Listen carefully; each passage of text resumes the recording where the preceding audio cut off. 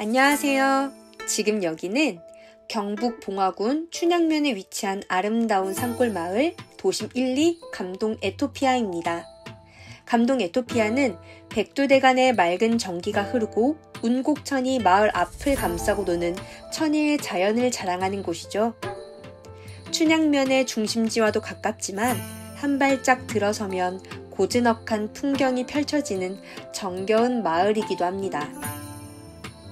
춘향면 도심 1, 2 감동 에토피아는 순수한 자연의 아름다움과 친절한 이웃들과 함께하는 정겨운 마을의 정취가 살아있는 곳입니다.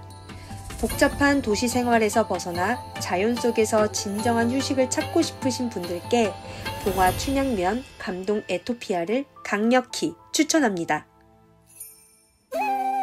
여러분, 오랜 옛날부터 전해져 내려오는 난세를 피하는 명당 십승지에 대해 알고 계신가요? 조선시대부터 지금까지 전쟁과 재난을 피할 수 있는 10개의 명당이라고 불리는 십승지에 대해 알려드리겠습니다.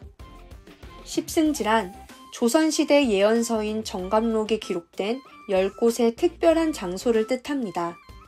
이곳들은 험준한 산으로 둘러싸여 외부의 침입이 어렵고 자급자족이 가능한 자연 환경을 갖추고 있어 흉년과 전염병, 그리고 전쟁이 들어올 수 없다고 알려진 땅인데요. 과거 혼란스러운 사회를 살던 백성들의 불안한 마음이 반영된 바로 희망의 공간인 셈입니다. 십승지의 구체적인 목록은 시대와 기록에 따라 조금씩 차이가 있지만 대표적인 곳들은 경북 영주의 풍기 금계촌, 봉화 춘향면, 보은 속리산, 전북 운봉의 두류산 등 전국 곳곳에 숨어 있습니다. 그리고 바로 여기가 십승지 중 하나인 경북 봉화 춘향면 도심 1, 2입니다. 현대사회는 과거와는 다른 형태로 혼란을 겪고 있습니다. 그런 의미에서 십승지는 단순한 피난처를 넘어 잠시나마 도시의 번잡함에서 벗어나 순수한 자연 속에서 몸과 마음의 위로와 평안을 찾을 수 있는 힐링 스팟입니다. 그리고 이곳이 바로 감동 에토피아입니다.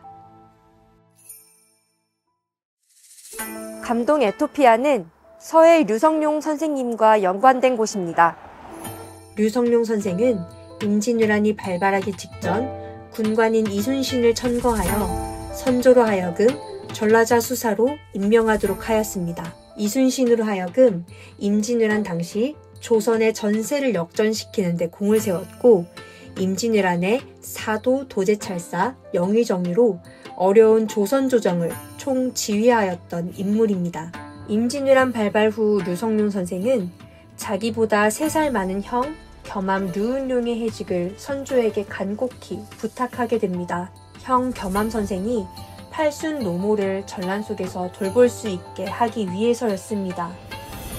이때 겸암 선생은 어머니와 풍산 류씨 일족 100명을 데리고 이곳 춘향 도심촌 감동 에토피아에 들어왔습니다.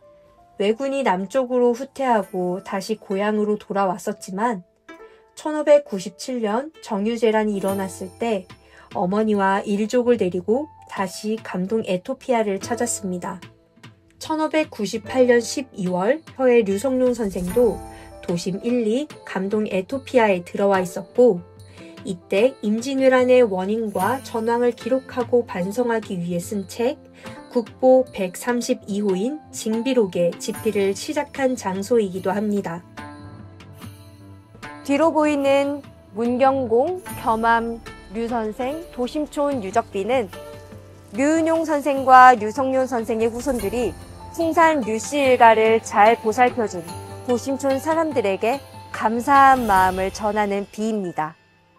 역사 속 인물의 삶과 정신을 되새기면서 감동 에토피아를 거닐어 보는 건 어떨까요? 이곳 감동 에토피아 깊숙한 사과밭 한가운데 기도단이 자리를 지키고 있습니다.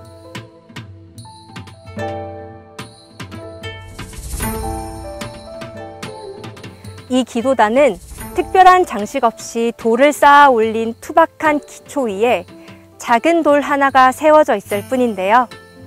화려하진 않지만 오히려 이런 소박함이 당시 나라와 백성의 안녕을 걱정하던 간절한 마음이 느껴지기도 합니다. 이 기도처는 단순한 돌무더기가 아니라 나라의 운명을 예견한 한 선비가 품었던 나라를 향한 번민과 백성을 향한 사랑이 오롯이 담긴 역사의 한 현장이라고 볼 수 있는데요. 역사의 깊은 울림을 느껴보고 싶다면 이곳 감동 에토피아를 찾아 류은용 선생의 기도를 함께 느껴보는 건 어떨까요?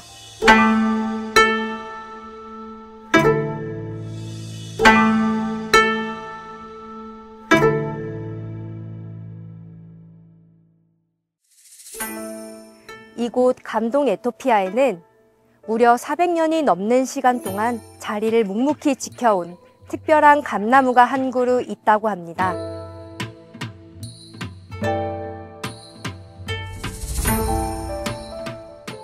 이 감나무는 류은용 선생이 직접 심은 것으로 전해지는데요. 그는 이 나무를 심으면서 이 나무가 잘 자라 열매를 맺으면 나라가 평안해질 것이다 라고 이야기했다고 전해집니다. 즉, 이 감나무는 평범한 나무가 아니라 나라의 안녕을 염원했던 상징인 셈이죠. 400년의 세월이 지났지만 이 나무는 지금까지도 굳건히 자리를 지키면서 열매를 맺고 있습니다. 기도처와 감나무, 그리고 류은용 선생이 마셨던 샘터가 한데 어우러져 이곳을 찾는 사람들에게 역사적인 깊은 울림을 전해주고 있습니다.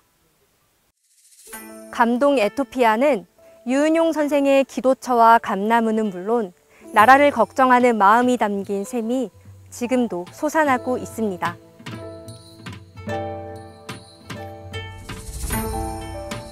이곳은 오랜 세월 동안 변함없이 맑은 샘이 솟아나 당시 류은용 선생님의 맑고 고결했던 정신을 기억하는 곳이기도 합니다.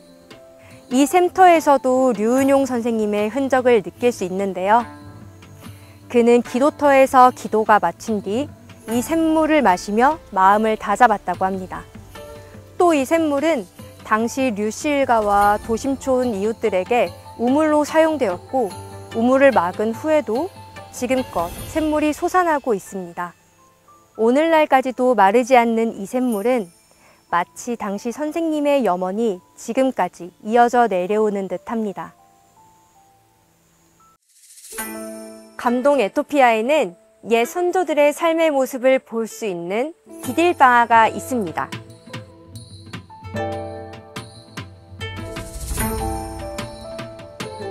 이 작은 디딜방아는 당시 류은용 선생과 그의 가족들이 이곳으로 피신해 오면서 이 디딜방아를 이용해 곡식을 찧어서 먹었음을 짐작하게 하는데요. 난세를 피해 숨어든 이 산골에서 류은용 선생도 평범한 백성들과 함께 같은 삶을 살았다는 증거이기도 합니다.